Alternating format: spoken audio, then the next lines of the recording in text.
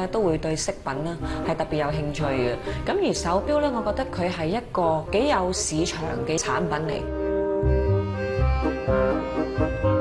佢除咗話以飾品嚟講之餘，亦都可以講話係一個必需品。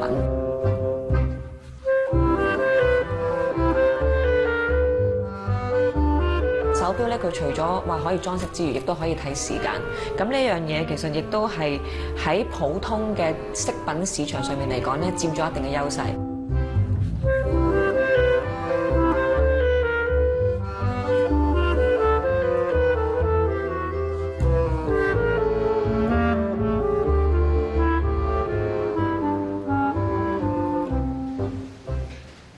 Amy 原本係一名歌手，5年前接觸到一個法國手錶品牌，加上佢睇好本港手錶市場嘅發展，所以就斥資150萬攞到品牌嘅亞洲代理權，開始咗佢嘅創業之路。其實喺娛樂圈，我自己都已經打滾咗一段時間啊，其實亦都係時候可以俾我有另外一種轉變。咁所以其實我就嘗試去揾一啲自己好有興趣嘅產品，希望可以將佢作為一個代理，然之後將佢推介到俾更加多嘅人。做藝人嘅時候，接觸到唔少推廣潮流產品嘅營銷方式，對佢而家策劃宣傳、度橋做銷售都好有幫助。雖然藝人嘅身份為佢帶嚟一啲優勢，但做生意始終唔同做藝人。以前做藝人嘅時候咧，其實好多時候都係被安排，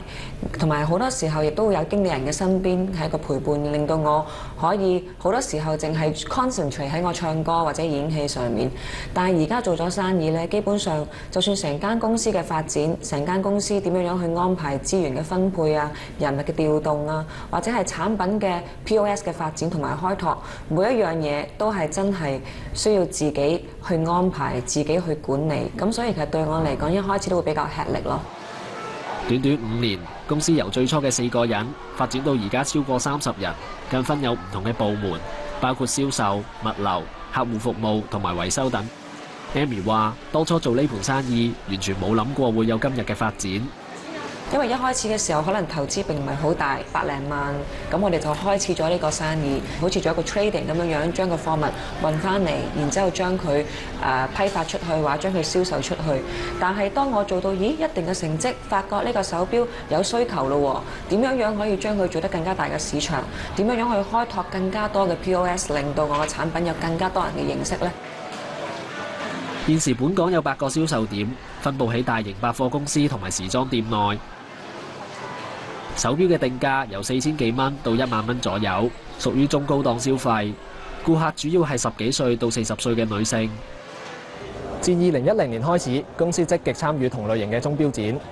佢哋希望透過呢個平台可以增加品牌嘅曝光率，同時開拓海外市場嘅商機。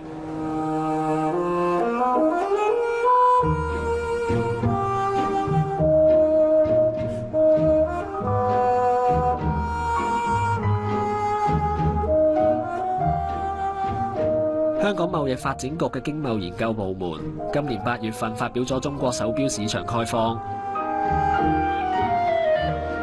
其中引用內地一個研究報告，指內地嘅手錶市場總容量估計為400億人民幣。又話價格介乎3000到3萬蚊嘅潮流手錶，銷售額喺近幾年增長得好快。品牌亦都見到當中嘅龐大商機，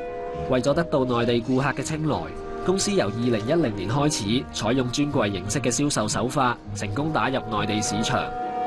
以一個新嘅品牌嚟講咧，一開始咧唔應該去冒住險去投資好大嘅金額，因為我哋始終嘅金額係有限。我哋希望能夠做到嘅就係以比較少嘅成本，能夠開拓到更加多嘅銷售點。因為內地實在市場太大，太多唔同嘅地區，咁我哋就會行咗好多以專櫃嘅形式去踏入內地呢個市場先。因為專櫃嘅開始嘅開拓咧，其實嘅成本相對嚟講係比較低嘅，而且亦都可以透過我哋好快咁樣滲透喺百貨公司啦，或者商場入邊，令到好多一啲有人流嘅地方可以認識到我哋呢個牌子先。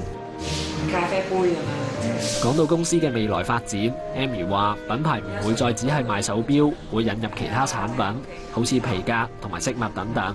佢希望透過售賣多元化嘅產品，令公司有更大嘅發展空間，藉此吸納唔同年齡、唔同階層嘅顧客。